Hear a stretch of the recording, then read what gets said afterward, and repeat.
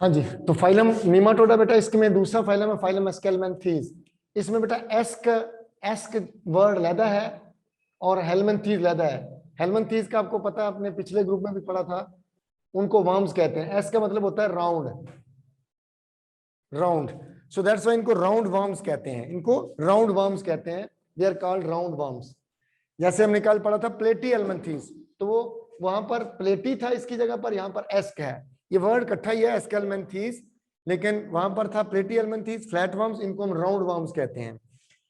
ये ऑर्गेनिज्म जो है दे आर ऑफ कोर्स, हमने बोला कि ये ट्रिप्लोब्लास्टिक है, triploblastic. They are having pseudocoelom, pseudocoelomate, pseudocoelomate है। सूडोसिलोमेट जैसा कि हमने पढ़ा कि no true coelom, no true coelom.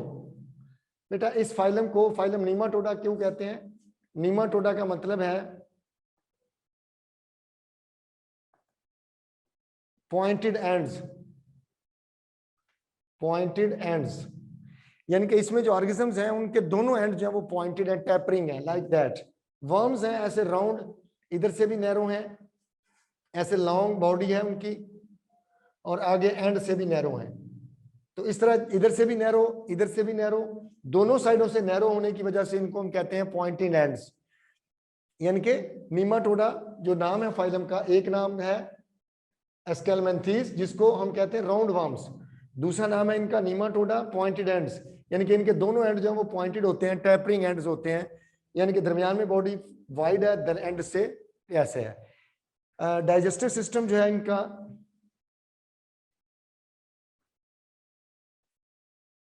Digestive system tube like है। ट्यूब लाइक डाइजेस्टिव सिस्टम का मतलब यह है कि टू ओपनिंग्स हैं, टू ओपनिंग्स है बॉडी में, टू ओपनिंग्स ऑफ गट, गट की दो ओपनिंग्स हैं, और एक ओपनिंग माउथ है, that opening mouth, that opening anus. एक ओपनिंग को माउथ कहते हैं और एक ओपनिंग को एनस कहते हैं। और इसमें जो डाइजेस्टिव सिस्टम है वो सिंपल एक ट्यूब है, two openings of the gut, gut is a simple tube. यानी कि सिंपल ट्यूब का मतलब है कि जैसे हमारा डाइजेस्टिव सिस्टम है जिसमें ओरल कैविटी के बाद स्टमक होता है, स्टमक के बाद फिर इंटेस्टाइन है, स्मॉल इंटेस्टाइन है, लार्ज इंटेस्टाइन है, यहाँ पर ऐसा कोई नहीं है। डाइजेस्टिव सिस्टम बड़ा सिंपल सा, एक सिंपल सी ट्यूब है, यहाँ से ये उनकी बॉडी के अंदर डाइजेस्टिव सिस्टम है। यानी कि इसमें it is not divided into, gut is a simple tube which is not divided into stomach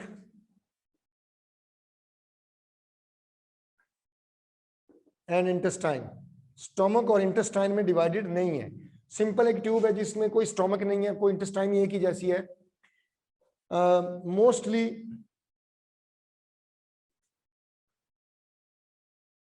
mostly parasite of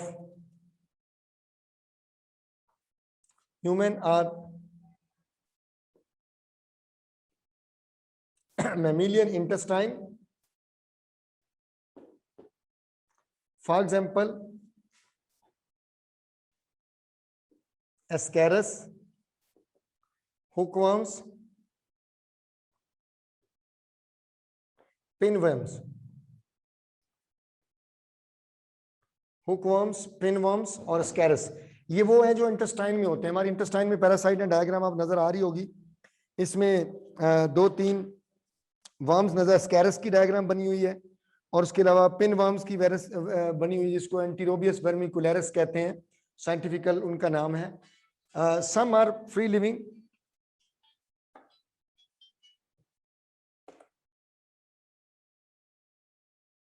some are free living and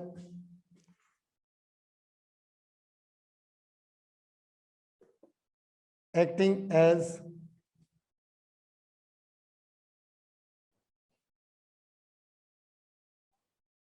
scavenger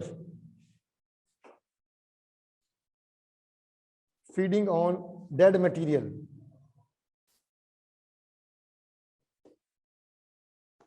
यानी कि बेटा ज्यादातर ऐसे हैं जो इस ग्रुप में जो पैरासाइट हैं जो हमारी इंटेस्टाइन में रहते हैं, वहां से फूड लेते हैं, हमें वीक करते हैं, डिजीजेस काज करते हैं। अक्सर वो बात आती है कि पेट के कीड़े या पेट में कीड़े होते हैं, तो वो यही वाला फाइलम है, इसी के ऑर्गेनिज्म जो है वो सारे किसी भी ह्यूमन की बॉडी में या किसी कैटल या किसी गोट कॉ शीप उसके इंटेस्टाइन में ये होते हैं। मोस्टली ये पैरासाइट जो है वो इंटेस्टाइन में जाते कैसे हैं, इनके जो एग्स होते हैं वो फीसिस के जरिए, लाइफ साइकिल कुछ इसका इनका इस तरह है कि इनके जो एग्स होते हैं वो उनके फीसिस के जरिए बॉडी से बाहर आते हैं और फिर सीवरेज के वाटर के साथ, रेनफॉल के साथ वो पॉन्ड में, स्ट्रीम में, कैनाल में या किसी भी ऐसी जगह पर जहां पर वाटर स्टोरेज पड़ा हुआ है या वाटर स्टोर किया हुआ है वहां पर पहुंच जाते हैं। वहां पर वो ग्रो करते हैं, लार्वा बनता है, और जो लार्वल फॉर्म है वो फिर कोई दूसरा इंसान, कोई दूसरा एनिमल, कोई गोट को शीप अगर उसी पॉन्ड से, उसी कैनाल से अगर पानी पी लेता है तो ये वर्म्स जो हैं वो लार्वल फॉर्म में उसकी बॉडी में चले जाते हैं। या इनके जो एग्स होते हैं वो ऐसे ले किए जाते हैं कि फीसिस के साथ रेक्टम के करीब ले किए जाते हैं, और खास तौर पर बच्चों में, छोटे बच्चों में, चूंकि वो बाहर खेल रहे होते हैं, मट्टी में होते हैं या ऐसी जगहों पर होते हैं जहां पर सफाई का इतना इंतजाम नहीं है और वो अपने हाथों को साफ नहीं करते और उन्हीं गंदे हाथों से फिर वो अपने मुंह में डाल लेते हैं या उससे कुछ खाना खाते हैं या साफ किए बगैर उनसे वो कोई ना कोई यूटेंसिल को, बर्तन को टच करते हैं। तो वही जो एग्स होते हैं जो मट्टी में पड़े हुए हैं या गार्बेज में पड़े हुए हैं जहां पर वो खेल रहे थे, वही एग्स उनके नेल्स में, उनके हाथों में लगे हुए हैं और वो उनकी बॉडी में जा सकते हैं। तो इसका मतलब है कि जितना इसमें हाइजीन का ख्याल होगा उतने ये वर्म्स बॉडी में कम होंगे। लेकिन अगर ये वर्म्स बॉडी में आ जाएं तो they can be very dangerous. खास तौर पर जैसे ये स्कैरस है, ये जो स्कैरस है that can even block the intestine. अगर इनका नंबर बढ़ जाए तो they can grow up to thousands within few days. चंद दिनों के अंदर ये 1000 तक ग्रो कर जाते हैं और इंटेस्टाइन को ब्लॉक कर देते हैं। And some time that can cause serious complication which lead to the surgical removal of these worms from the intestine. तो सर्जरी के जरिए इन वर्म्स को जब रिमूव किया जाता है तो तभी जाके फिर उसकी जान छूटती है। लेकिन मोस्टली ये पैरासाइट चूंकि छोटे होते हैं, बहुत बड़े नहीं होते, इनकी लेंथ जो है वो मीटर्स में नहीं होती बल्कि चंद सेंटीमीटर तक मैक्सिमम साइज होता है। सो दैट्स व्हाई डीवॉर्मिंग जो मेडिसिन होती हैं उनके जरिए इनको रिमूव किया जा सकता है। जैसा कि हमने बोला इनके दो ओपनिंग्स होती हैं, माउथ और एनस है। बेटा इनके अंदर मस्कुलर स्ट्रक्चर्स होती हैं। Muscles are only longitudinal bands which are dorsoventral and dorsolateral। ये जो बात मैंने की है ये वैसे बुक में मेंशन की गई है। अगर मैं आपको बेटा समझाता हूं कि फॉर एग्जांपल ये एक वर्म है, वर्म की जो अपर साइड है ये उसकी डार्सल साइड होती है, ये इसकी डार्सल साइड है, ये इसकी लोअर साइड, ये इसकी वेंट्रल साइड है, ठीक है। तो अगर तो डार्सल साइड पर मसल्स का एक बैंड हो तो हम कहेंगे डार्सल बैंड है, वेंट्रल बैंड है। तो बेटा ना तो डार्सल साइड पर है ना वेंट्रल साइड पर है, बल्कि डार्सल साइड से, और ये लेटरल साइड है। पहले चारों साइड समझ लें, डॉर्सल साइड, वेंट्रल साइड और दोनों साइडों को लेटरल कहते हैं। लेकिन अगर डॉर्सल साइड पर भी ना हो और लेटरल भी ना हो बल्कि उसके दरमियान में हो तो हम कहेंगे डार्सोलेटरल, यानी कि डार्सोलेटरल, वेंट्रोलेटरल। तो इस तरीके से बॉडी में चार मस्कुलर बैंड्स होते हैं, लॉन्गिट्यूडनल मसल्स होते हैं, लंबाई के रुख मसल्स होते हैं। लाइक अगर ये मेरे पास अगर मार्कर है तो फॉर एग्जांपल ये बेटा इसके मसल्स का एक बैंड ऐसे होगा, ये मैं लाइन लगा रहा हूं, एक मसल का बैंड ऐसे होगा, एक मसल का बैंड ऐसे होगा, एक ऐसे होगा।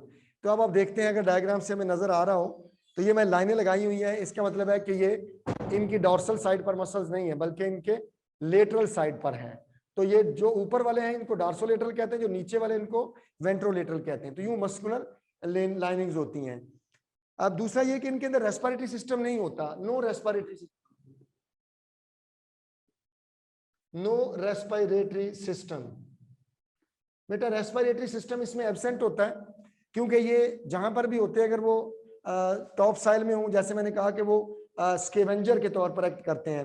अगर वो मट्टी में होते हैं, टॉप साइल का मतलब है कि ये जो जमीन होती है, गीली जगह होती है या क्रॉप्स है जहां पर फसलें बीजी जाती हैं, उसकी जो ऊपर ऊपर वाली जगह होती है, चंद इंचेस यानी कि 1-2 इंच ऊपर वाली जो मिट्टी होती है वो बड़ी जरखेज होती है, उसमें ये वर्म्स रहते हैं। और वहां पर जो पुराने गले सड़े लीव्स होते हैं, जो डेड बॉडीज ऑफ एनिमल्स हैं या फ्रूट्स हैं या जो भी डेड बॉडीज ऑफ प्लांट्स के पार्ट्स वगैरह जो पड़े होते हैं, उनको ये डिकम्पोज करते हैं, उनको ये सॉइल के अंदर में बनाते हैं। तो अगर किसी जगह पर कोई गला सड़ा फ्रूट पड़ा हो तो कहा जाता है कि एक अगर एप्पल किसी जगह पर रॉटन एप्पल पड़ा हो तो उसके अंदर मिलियंस ऑफ सच वर्म्स में भी प्रेजेंट, जो कि उसको डिकम्पोज कर रहे होंगे, उसको ब्रेक डाउन कर रहे होंगे, उसको सॉइल का पार्ट बना रहे होंगे।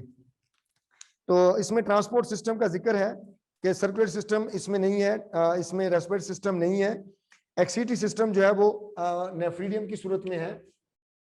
Transport system absent, transport system absent,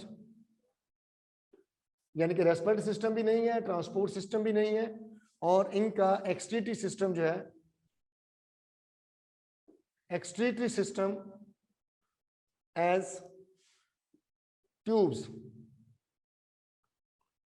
जिनको मेटानेफ्रीडियम कहते हैं, मेटानेफ्रीडिया, यानी कि जो इनका एक्सक्रीटरी सिस्टम होता है वो ऐसे है कि यहां से एक ट्यूब निकलती है, ये एक ट्यूब है, ये एक दूसरी ट्यूब है, और ये दोनों ट्यूब जो है वो यहाँ पर आकर एक पोर के जरिए ओपन हो जाती हैं। यानी कि ये सिंपल सा डाइजेस्टिव सिस्टम, जैसे हमारी नेफ्रॉन होती है, अगर आप देखें तो हमारी बॉडी में नेफ्रॉन की स्ट्रक्चर कुछ ऐसे होती है, ऐसे, और ये नेफ्रॉन जो वो यहाँ से यूरिन बना रही होती है, तो इनका भी ऐसे ही होता है कि ये एक नेफ्रॉन है, एक नेफ्रॉन है, ये दूसरी नेफ्रॉन है, ये दोनों नेफ्रॉन एक पॉइंट से मिलती हैं और फिर एक ही ट्यूब के जरिए ओपन हो जाती हैं। तो इसका मतलब इनका एक्सक्रीटरी सिस्टम भी बहुत ज्यादा कॉम्प्लिकेटेड नहीं होता, सिंपल सा एक्सक्रीटरी सिस्टम होता है। और ये जो वर्म्स हैं ये सबसे इंपॉर्टेंट है इस फाइलम में। और बेटा इसमें नर्वस सिस्टम का जिक्र है, नर्वस सिस्टम इनका है, yes, nervous system is in the form of ring, nervous system is as ring of nerves around mouth and two longitudinal nerves,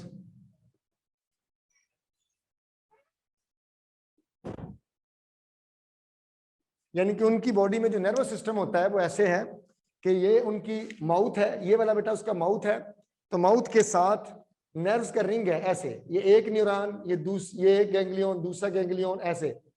तो कहते हैं माउथ के चारों तरफ इस तरह का एक रिंग है गैंग्लियन का, और दो नर्व्स हैं ऐसे, दो लंबाई के रुख नर्व हैं, एक डार्सल है एक वेंट्रल, लेकिन मोस्टली वेंट्रल साइड पर जो नर्व्स होती हैं, अगर आप देखें नर्व सिस्टम का लिखा हुआ है, it consist of ring of nerve tissue and ganglion around the pharynx and longitudinal nerve consist of connecting transverse nerves. यानी कि ऐसे ये इसके माउथ के पास है, यानी कि ये अगर इसकी बॉडी का आर्गन है, मैं इसको जरा यहाँ पर एलार्ज कर लेते हैं हम, कि ये अगर एक ऑर्गेनिज्म है, ये फॉर एग्जांपल उसका वर्म की बॉडी है, ये वर्म की बॉडी है ऐसे, तो यहाँ पर उसके रिंग्स हैं, गैंग्लियन है, एक गैंग्लियन, दूसरा, तीसरा, चौथा, ऐसे एक रिंग ऑफ गैंग्लियन है यहाँ पर, और यहाँ से एक नर्व निकल रही है, एक नर्व निकल रही है, तो दो नर्व्स हैं लंबाई के रुख बॉडी में, और एक रिंग ऑफ गैंग्लियन है। तो ये बड़ा सिंपल सा फाइलम है, कोई बहुत ज्यादा इसमें यह चीजें हम नहीं बताई। डाइजेस्टिव सिस्टम होता है, सिंपल ट्यूब लाइक होता है, सैक लाइक नहीं होता। वर्म्स होते हैं, पैरासाइट होते हैं, या कुछ फ्री लिविंग होते हैं। जो फ्री लिविंग होते हैं वो टॉप साइल में होते हैं, डिकम्पोजर के तौर पर काम करते हैं, स्कैवेंजर के तौर पर काम करते हैं। स्कैवेंजर का मतलब है जो डेड मटेरियल पर फीड करने वाले होते हैं, उनको स्कैवेंजर्स कहते हैं। जैसे कॉकरोच है, वो भी स्कैवेंजर है, लेकिन कॉकरोच इसमें नहीं है, ये ना हो कि कॉकरोच को इसमें समझ ले, ये वर्म्स हैं। तो ज्यादा इस फाइलम की जो इंपॉर्टेंस है, अगर आप इकोनॉमिक इंपॉर्टेंस पढ़ें तो मैं आपको रीड कर देता हूँ, 2 लाइनें हैं, लेकिन economic importance very much interesting. के सबसे इंपॉर्टेंट इस फाइलम की क्या है कि इसमें वर्म्स होते हैं जो ह्यूमन को डिजीज काज करते हैं, बच्चों को वीक करते हैं, उनकी अनीमिया काज करते हैं। तो लिखा है ascaris lumbricoides is an intestinal parasite of man, pinworm जिसको एंटीरोबियस वर्मिकुलरिस कहते हैं, parasite of human caecum. Caecum बेटा आपको पता है लार्ज इंटेस्टाइन का जो पहला हिस्सा होता है उसको सीकम कहते हैं। कोलोन, लार्ज इंटेस्टाइन पूरी को कोलोन कहते हैं, अपेंडिक्स, और काजिंग इंसोम्निया। इंसोम्निया का मतलब होता है नींद ना आना, नींद की कमी, खास तौर पर क्योंकि ये जो वर्म्स होते हैं इनका जो पोजीशन होती है वो ऐसे है कि अगर मैं डायग्राम से समझा पाऊं आपको कि ये फॉर एग्जांपल अगर हम कहते हैं कि ये हमारी स्मॉल इंटेस्टाइन यहाँ पे खत्म हो गई, स्मॉल इंटेस्टाइन जहां पर खत्म होती है वहां से बेटा लार्ज इंटेस्टाइन शुरू हो जाती है। ये लार्ज इंटेस्टाइन है, ये उसकी अपेंडिक्स है, ये कोलोन है, हमने पहले भी पढ़ा हुआ है, ये ट्रांसवर्स कोलोन है, ये डिसेंडिंग कोलोन है, ये सिग्माइड कोलोन है, ये रेक्टम है और ये एनस है। तो वो कहते हैं कि ये जो वर्म्स हैं खासतौर पर जिसको एंटीरोबियस वर्मिकुलरिस कहते हैं, जिसको पिन वर्म कहते हैं, पिन वर्म इसलिए कहते हैं साइज में छोटे होते हैं, बहुत छोटे स्मॉल पिन की तरह होते हैं व्हाइटिश से। उनकी पोजीशन ये है, या वो यहां पर होते हैं सीकम में, इसको सीकम कहते हैं, या वो यहां पर होते हैं अपेंडिक्स में, या वो इस जगह पर होते हैं कोलोन में, या वो रेक्टम में होते हैं, या वो इनस के पास होते हैं। तो जब ये इस जगह पर वो मौजूद होते हैं वर्म्स और मूव करते रहते हैं, फूड उनको मिलती रहती है डाइजेस्टेड, लेकिन रात के टाइम खासतौर पर चूंकि ये बच्चों में मैंने आपको बताया ज्यादा होते हैं, और बच्चों में ज्यादा होने की वजह क्या है कि बच्चे हाइजीन का ख्याल नहीं करते, सफाई का ख्याल नहीं करते, अपने हाथ को धोकर या हर वक्त अपने हाथों को साफ रखना, नेल्स को साफ रखना, नेल्स के दरमियान में मट्टी है, या सम टाइम एक और वजह भी हो सकती है कि जब रात का टाइम होता है तो ये जो वर्म्स हैं ये मूव करते करते करते करते इस रेक्टम के एरिया में आ जाते हैं, इनस के एरिया में, और जब ये इनस के एरिया में आते हैं तो यहाँ पर आकर वो अपने एग्स ले करते हैं, और एग्स जो है वो इस इनस के सराउंडिंग स्किन में, यानी कि जो फीसिस जहां से हमारे रिलीज होते हैं, इनस का जो सराउंडिंग एरिया है वहां पर उसके एग्स हो सकते हैं, क्योंकि वो बिल्कुल इनस के करीब आके अपने एग्स ले करते हैं। तो surrounding area of the anus may have attach sticky eggs of the pin worms. तो जब बच्चे को खारिश होती है उन वर्म्स के मूव करने की वजह, क्योंकि वर्म जहां पर मूव करते हैं दे फील इचिंग, और उस इचिंग की वजह से बच्चे जब इनस एरिया को रैश की वजह से, उसको इचिंग की वजह से उसको टच करते हैं, तो उनके हाथों में, उनके नेल्स में वो जो वर्म्स हैं वो टच हो जाते हैं, या उनके जो एग्स हैं वो टच हो जाते हैं, और इस तरीके से अगर वो बच्चे बगैर हाथों को साफ किए दोबारा किसी बर्तन को हाथ लगा देंगे तो एग्स वहां तक ट्रांसफर हो जाएंगे। तो इस तरीके से ये उनका लाइफ साइकिल यूं होता है। अगला बेटा फाइलम टोटली लैदा है, वो आज मैं शुरू नहीं कर रहा, बस इतना ही काफी है, क्योंकि मैं जब एक फाइलम छोड़ के दूसरा शुरू करूंगा तो वो कंफ्यूजन हो जाएगी, दो मुख्तलिफ चीजें आपस में मिक्स होती हैं। तो इसको रीड कर ले, अगर आपको कोई इशू लगता है तो मैं आपके सामने हूँ, टाइम तो अभी हमारे पास है, लेकिन अभी मैं इसको खत्म अगला टॉपिक जो वो शुरू नहीं कर रहा, वो एक लैदा टॉपिक होगा, तो इंशाल्लाह ये हम 1-2 दिनों में ये चैप्टर जो है वो वाइंड अप कर लेंगे। We are at the end of this chapter almost. ठीक है बेटा, अल्लाह हाफिज। कोई और चीज पूछनी है तो पूछ सकते हैं।